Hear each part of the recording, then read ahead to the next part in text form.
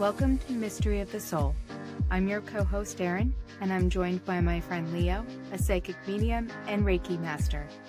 Our podcast explores the depth of the soul, the spiritual, and the supernatural.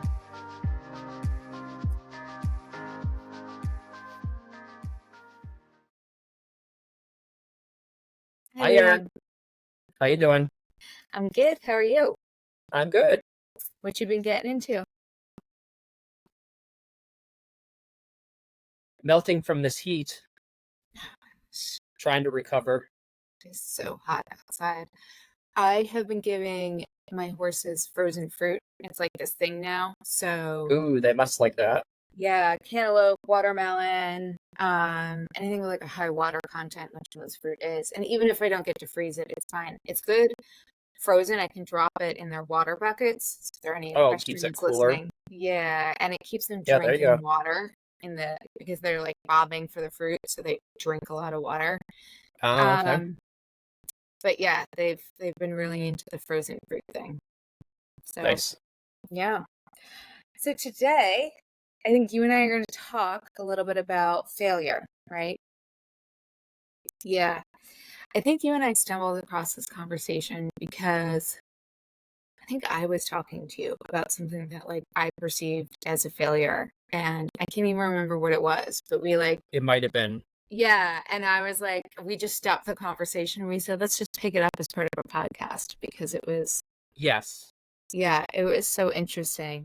But I have a theory, it's just a theory, that like we put ourselves being like collective people in general, not just you and me, through a lot of undue or unnecessary stress based on how we perceive or define failures.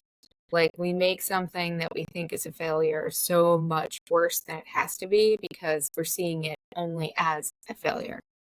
Well, I think a lot of that has to do with too, just there's like a factor of like what we perceive that might be judgment from other people, from like society, embarrassment, all kinds of things. That was like a big thing. I feel like society has taught us to perceive so many things as failure that like don't have to be.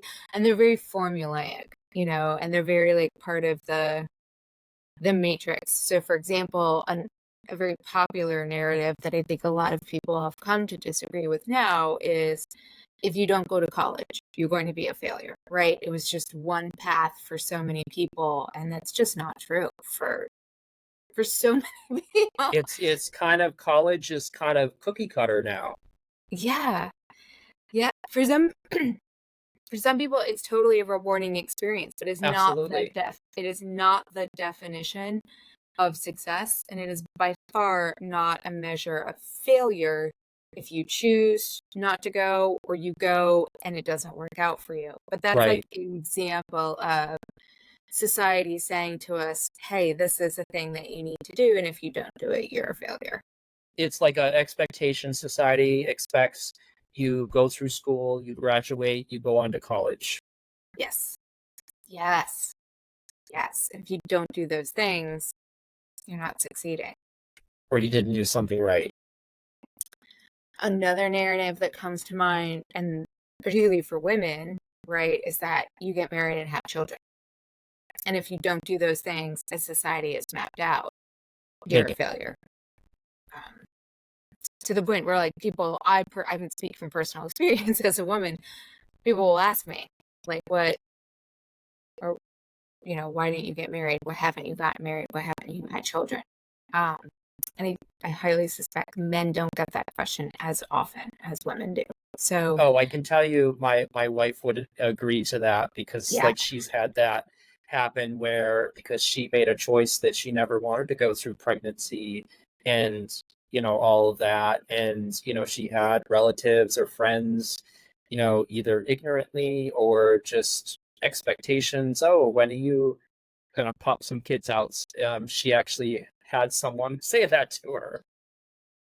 yeah.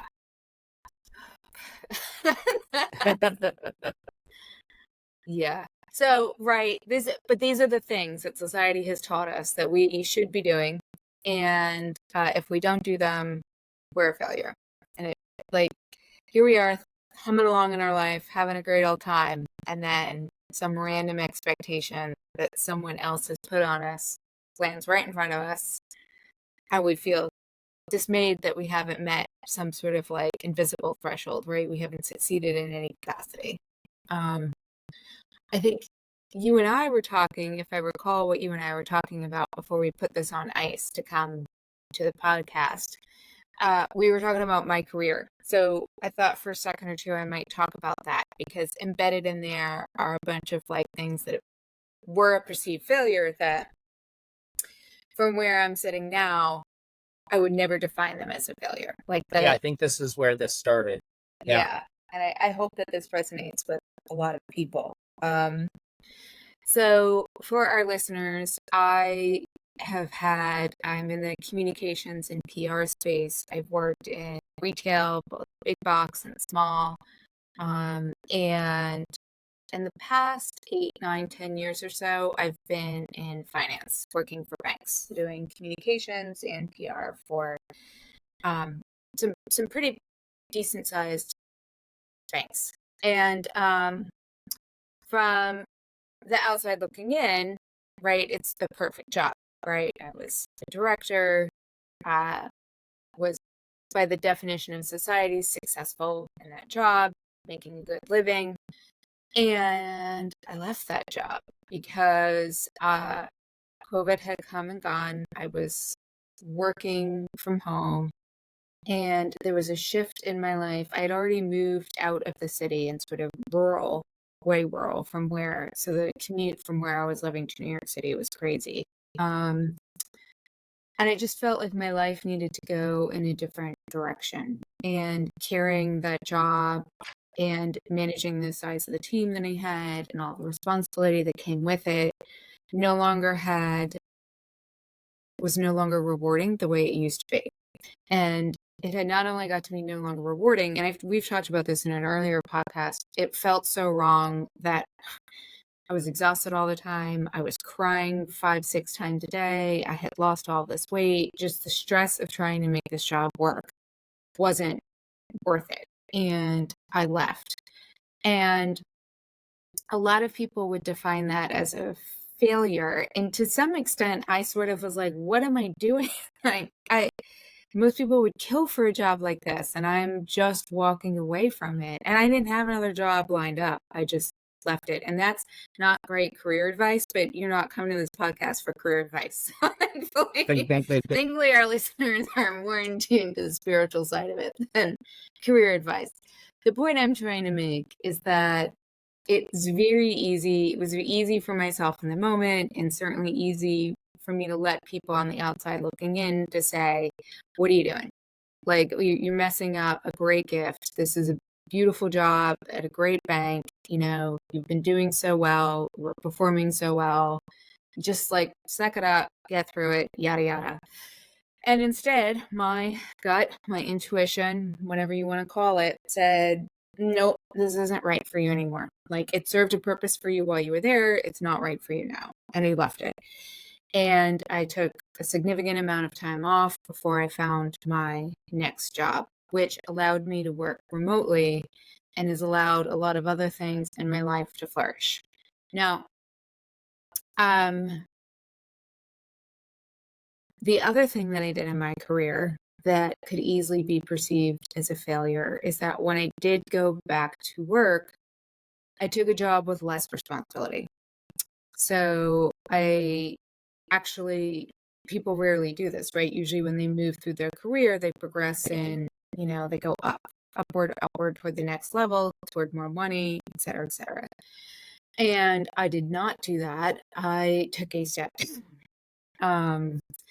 And I made less. I chose to make less money. I chose to do less responsibility. And that just felt more in tune with what I was doing in my life. I have found that telling people this, the reaction that you get, sometimes you get some people who totally get it. And they're like, yep, you do you. That's great. You get other people that are like, why on earth would you do that? because the narrative is you work really hard, you get a big job, you work even harder, you get a bigger job, particularly in the financial services industry, right? Yeah. There's not a lot of space for like people like me. And I'm lucky that I had the freedom and the choices I had, but there's not a lot of room or capacity holding space for someone who says, you know what, this isn't my bag. I'm going to back it down a little bit. And it's very easy for people to say or to perceive what I've done as like a failure. Why would you do that? Why would you go back down the ladder instead of up? And I think what I would say to that, and it took me a long time to get to this place, is that you can't define, like, our lives are so dynamic that saying that one decision I made in my career means I'm a failure as a person, it's not at all the case. And those life changes have opened up so many other beautiful things for me in my life.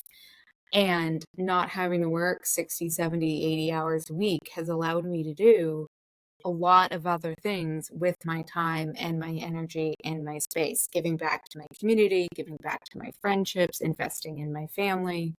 Like, I would never, looking back, define any of those difficult decisions as a failure, even when they felt like one, even when I realized that I was like at the end of the rope with that big bank and was in the midst of leaving it. It was totally the right thing to do. So, yeah, I think that that's what you and I were talking about, and that the reduction in stress has had a huge opening in me being able to do other things for my life, like even invest in my own spirituality, right? To sit Yeah. down and meditate. I haven't been able to do any. I like 5 years ago, I never could have done any of that because I was just wired so tight and the adrenaline was always so high with work. Right. The notion of being that You didn't have person. you didn't have the bandwidth before to be able to even think about doing any of this other stuff. No, no, it wasn't. No. And there was no one in my circle who would have suggested that anyway, Right. because everyone was echoing back to me The the same same message. energy I had, which was like, oh yeah, it's totally normal to work 60, 70 hours a week. It's totally normal. Everybody wants this, Erin. Everybody wants this. This is what everybody wants. Like, for some people, it is absolutely right for them. This is the story of what was right for me, and not letting society's definition of success or society's definition of failure get in the way of me figuring out what was right for me. Can I just say something that I'm getting actually right now? I think the guides are speaking up again. Good. But this is something I don't think that I brought this up when you and I were talking about this. But Uh-huh. what I'm getting now is, a lot of people, let's say in your industry or other industries, and they're in that like rat race. It's that is what people give themselves as an identity. You know what I'm saying? And so these positions, these jobs that people are in, this is what they identify with. If they are not like really knowing their true selves or their authentic selves, all they know is this. And this is kind of what they own as their identity. And so for a lot of people that might question your decisions to step away or step down or regress away from, you know, promoting and going higher up Mhm. and making a choice to actually do less and make more time for yourself, that's why they can't grasp that. But you kind of your gut telling you and your body's response to the amount of stress that you were under and realizing like I can't sustain this. It's like your intuition and your higher self was sort of chiming in maybe without you even realizing. And it's like we want to give you an opportunity for you to get to know your true self, Right. but you can't do that here. Yeah. That's so beautiful, and it's true. And that was difficult for me too, because I was part of that, right? I had defined myself by the title, the level of responsibility I had in this company. And I was in a network where, I mean, everyone in New York City, you go out for a drink, and the first question someone asks you is, "What do you do?" You know, Right. it's like it's it's how you're defined. I can't remember the last time someone asked me what I do. Like, I literally, if I go to the barn and all the people who know me when I'm around my horses, I think would have a hard time even seeing me in a suit. Right? Like they couldn't They don't even know you that fathom that, way. Right. right, that is like, you know, that's part of They my know you job. as T-Man's mom. Yeah, T-Man's mom, and my hair is usually in a messy bun, and there's probably some hay sticking out of it, and there's probably like dirt and sweat and whatever. Yeah. The idea of me being in a suit, sitting in front of a computer, doing a PowerPoint, it's just not a version of me any of them know about. I can't remember the last time anyone asked me what I did or how my job was. And that probably for you kind of feels really good too. Yeah, took a while. Took a while, but yeah, it feels great. It feels great. It didn't feel great when it was happening. And I think Right, that's of why you and course. I were talking so much about failure and this notion of like perceived failures and how it truly is just perception. And that I would definitively say that my making that shift in the career was a blessing. Hmm. And even if someone else looking at it externally would say, "Oh, what did she do? Like, why did she, like, what a failure? Like, she couldn't hold it together enough. She couldn't handle the stress. Like, she'd go get Right. These another are job." the inner messages and narratives. Right, right. Like, I'm so content with those decisions that they don't bother me. It doesn't mean that I don't know that they've happened, right? Like, Of I'm course. aware Right. that Right. they've happened. Um, so that was a realization that I had that I just wanted to share with you and with others, which is like, Yeah. we just And I put think the stress. when that came up when we were talking about it, I think I pointed out to you, like, had you not decided to step down and step away, like, it wouldn't have given you the opportunities to do the things that you're doing now. Yeah, yeah, And your soul, you know, when we get into talking about like soul contracts and our life lessons that we wanted to learn here in Earth School, right. um, needed to take you out of that position in order to get you or keep you on track for continuing to kind of learn the lessons that you had coming and are going through now. Yeah, yeah, that's right. And what's fascinating, and it's changed my perspective too on how I view other people, because you never know what sort of lessons their soul is on. You never know. Yeah, you really So don't. we could so easily look at someone else's story and be like, why are they doing that? That makes no sense. When actually they are right on track, cruising through exactly what their soul wanted to do. And their guides are like cheering them on, being like, yeah, this is it. And the rest of us are just looking around, abiding by society's expectations and not understanding why that person is doing that thing. Yeah. So how about Right. you? I can't be the only one. How do you feel No, about of failure? course. So, I had a pivotal, time in my life that, for a long time I viewed as a failure and I had a lot of embarrassment around. But like I've been through many different jobs. Out of college, I was in clothing retail.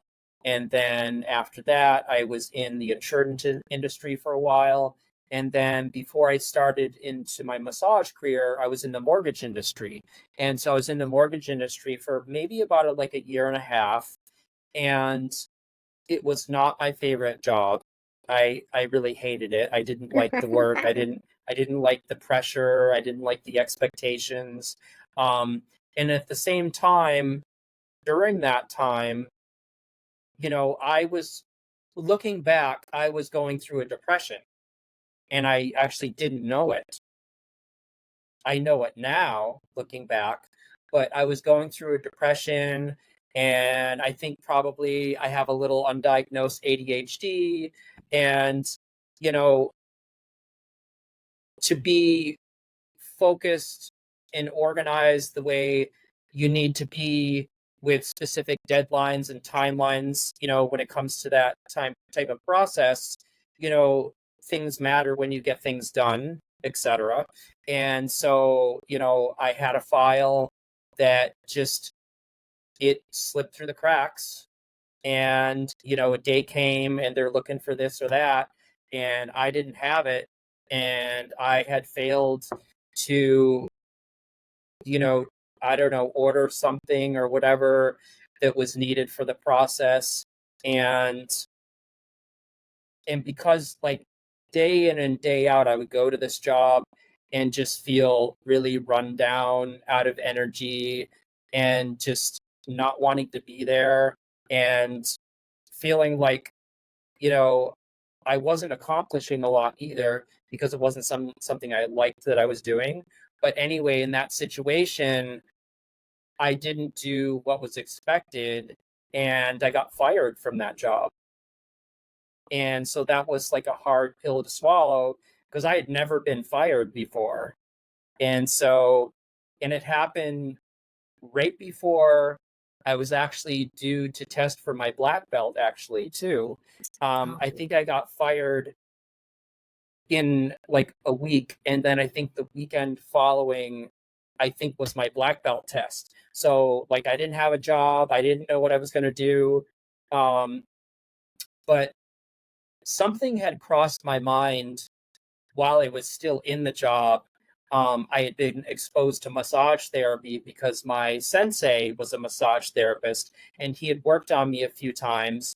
And it got me to thinking, like, wow, that's such a cool way to kind of help people, and much more rewarding than what I feel like I'm getting out of what I'm doing here. And so I thought to myself, like, hey, maybe I could make time and go night school or something and figure it out. Um, but then, I lost the job. But then, fortunately, a silver lining that happened is I was able to collect unemployment.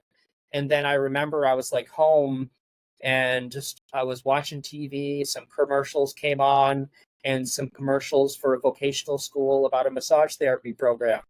divine And timing. yeah, right. And so I called my sensei, talked to him a little bit. It's like, this is what I'm thinking, and what do you think, kind of, um and so I thought to myself, I have no excuse now. Like, if I'm going to do it, then probably now is the best time to do it, because I have nothing in my way. Because I was able to collect unemployment, and then I kind of went to this vocational school, you know, and inquired about the program. And they're like, oh, yeah, you can also apply for financial aid too. And you don't have to pay it back until you're done with the program. Like, really? And they're like, and we have a program that's starting next week. What? Yeah. So so I got enrolled in, I think it was an 8 or 9 month program, full time, Mm. going Monday through Friday. Um, and so, yeah, once I got started with my massage therapy, it's kind of taken me through the years. And like next year, it'll be 20 years that I've been doing massage therapy. But I would not have pursued getting involved with Reiki had I not been in the massage career. And Reiki is kind of what opened the door for me for my psychic mediumship, and to kind of expand all the other metaphysical things that I do or am interested in. And like, I wouldn't be sitting here doing this now with you had not all that taken place. So I can look back now and not be embarrassed by that situation, and see that the universe actually kind of gave me what I needed, even though it felt really uncomfortable at the time. Yeah, and even though it was easy for you yourself to view it at the time as a failure, and like you admitted, you said, I felt kind of shame for Yeah, that. there was many years that I went and like if I talked about like my career and jobs that I had trouble saying or admitting that I got fired. Yeah. I could only say I lost my job. Right. Right. That story to me wasn't one of the first times you got a psychic hit was with a client on was it the massage table or the Reiki table? Yeah, Yeah. no, it was a massage table. Yeah, that's when, so after I had been attuned to Reiki, um, in Reiki level 2, like my clairsenses really started opening up. And, I had a lot of regular clients for massage and some that, I had good relationships with. So I felt comfortable like asking them, in this particular situation, I had this name coming through that just was kind of like a earworm that wouldn't go away. And I was like, okay, I just got to ask. And so I asked them, and they're like, and I think I've told you this story, but the name was Nathan. And the client had said, oh, yeah, actually, I had a nephew that died in a car accident a couple of years ago with that name. And I said, really? And she's like, are they here? And I'm like, I think so. Do they have something they want to say? I don't know. Because it was all brand new, and Right. like I didn't know what I was doing. Right.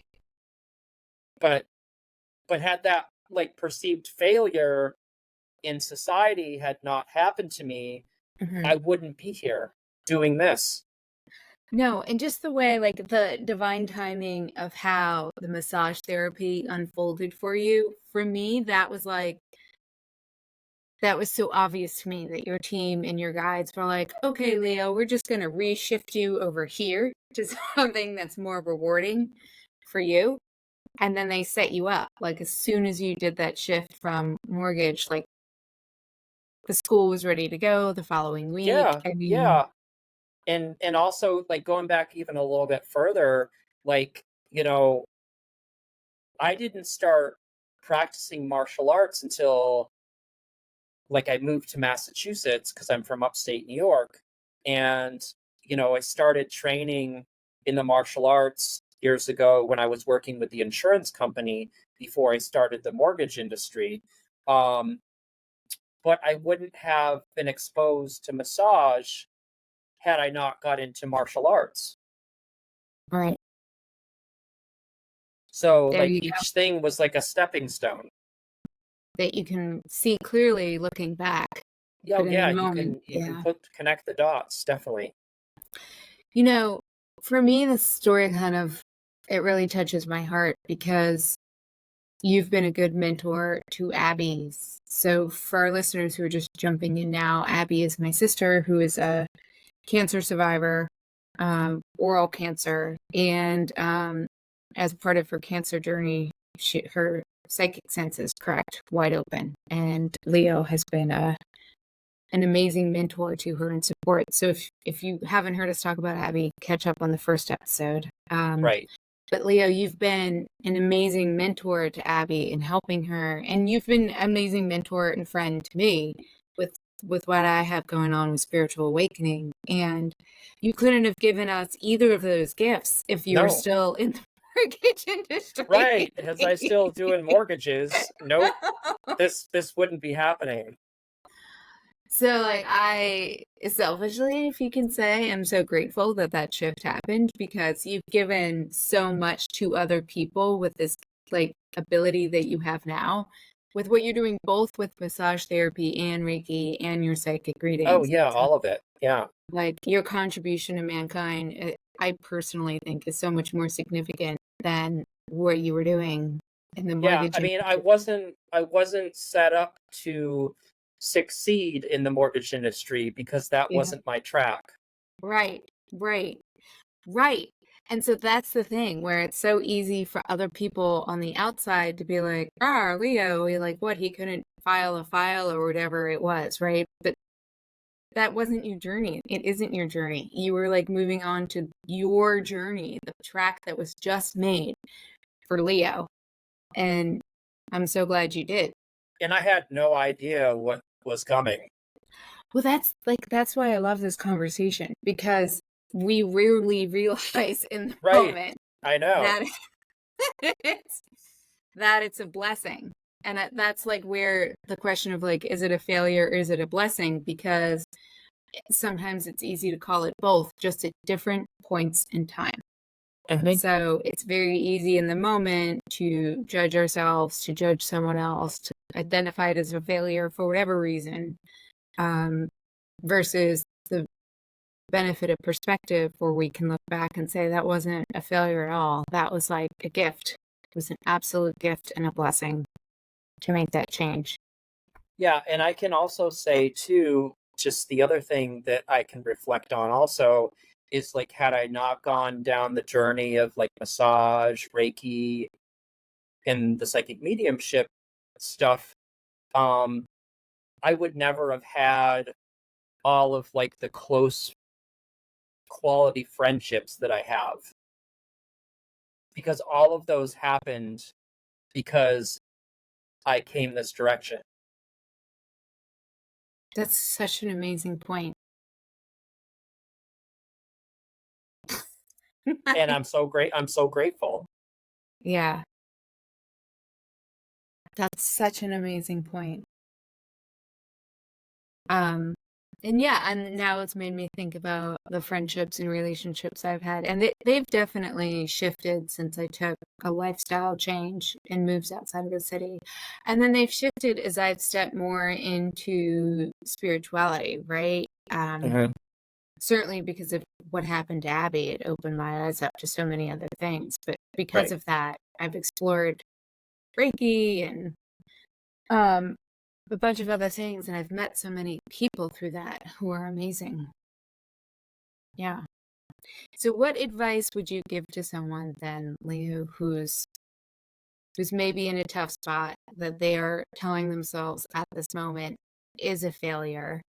Like what would you say to them to help them through it? I think if there can be a shift in perspective of like maybe not continuing to kind of feel stuck swimming in like either whether it's shame, guilt, embarrassment, and think about, okay, I'm in this situation, what can I do with this, or what am I learning from this experience, kind of thing. What I am and learning is and how can and how can I make the situation work for me. I love that. What am I learning and how can I make this work for me? Yeah. I think I would say my advice would be ironic because I'm not great about doing this, but give yourself some grace. Mm, Like from one perfectionist to the other who's right. either you, Leo, or anyone else listening, like give yourself some grace. I think the other thing I'd say is there's a lot of power in the unknown. Unknown to us, our guides know what's going on. Spirit knows what's going on. It feels like everything on the other side of the rail knows what's going on, but we don't in the moment. And so I would say put a little bit of faith into some of that unknown. I think a lot of life requires some faith, Yeah. but that brings up a good question also, is like,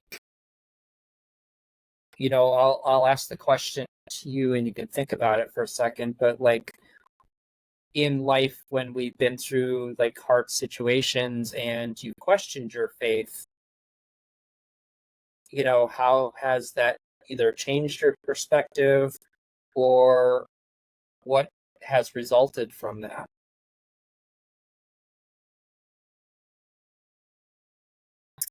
I think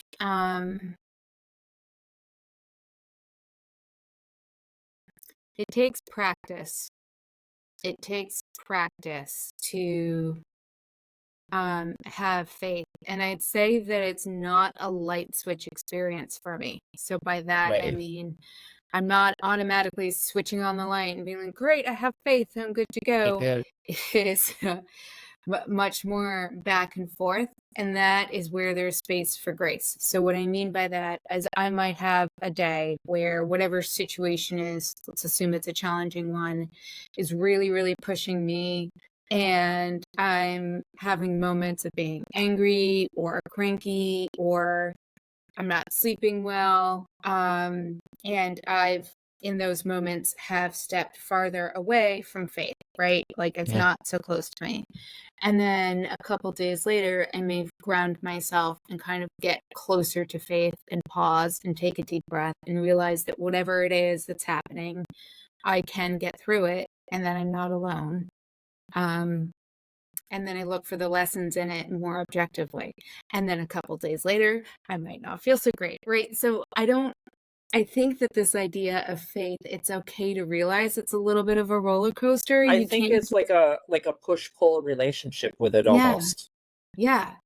It's very human. So, if anyone's figured out how to have like complete faith through the total dark moments and are super cool and chill about it, let me know. I'd love to hear. But my story is a little bit more of a roller coaster, and I get pulled back. I would say the version of me now versus the version of me 10 years ago, at least it's a roller coaster. Like 10 years ago, I had no faith at all, right? And that experience was completely static, and it was all anger and frustration in the face of whatever was challenging me. Now, at least there's more. It's a more dynamic experience. It is more push pull as you positioned it. So it's like some days are good, some days are bad. But I'm always getting a little bit closer toward having more faith. And I think, faith doesn't have to be perfect, No. because I think that's too much pressure also. Yeah. Yeah. So these are all like things for people to think about as they're going through something that feels like a failure. They're going through a divorce, they're going through a loss of a job, they're going through anything that society has told you is a failure. Um, it may not be. It may not be a failure. It is very possible the thing you're going through may not be a failure. It may actually be a blessing. I think maybe if just even the littlest thing that maybe people can keep in mind is that maybe just thinking to yourself, like, one day I'll understand why. Yeah. Yeah. Completely. Does that make sense? Yeah. And even if you don't ever get a moment of like absolute clarity, to your point earlier, you still can look back and reflect on the lessons that you learned.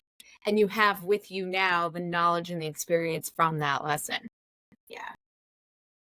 But I think that's how, like, the order in the stages of learning a lesson go, right? Hmm. Like, as we're learning something or learning a lesson, like, we don't immediately understand it. Right. It makes it so hard. That's the really tough part. Yeah.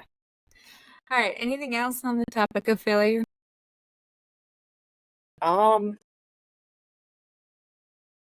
I don't think so. I think we touched on some major things, and I mean, people have their own stories, and I think just maybe one more thing is, try not to worry about what maybe other people might be thinking, and also for us to remember, like, the saying, we've probably seen places that no one really knows anyone's story. Yeah.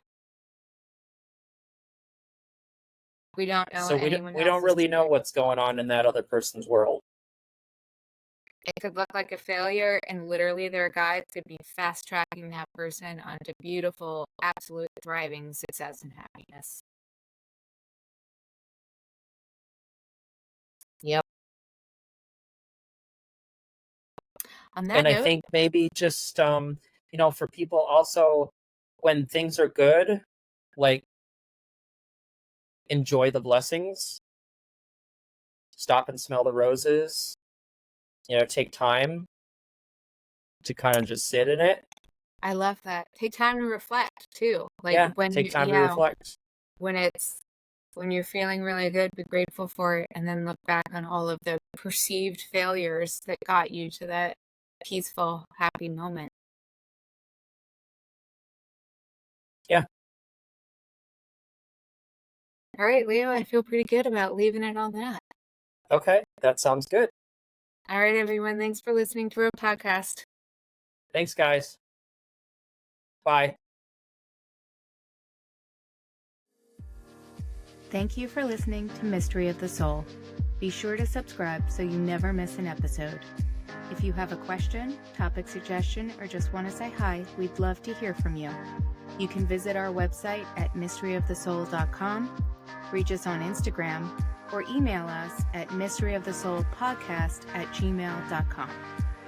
If you're interested in booking a session with Leo, you can contact us at Mystery of the Soul or visit Leo's website directly at leomediummccarthy.net.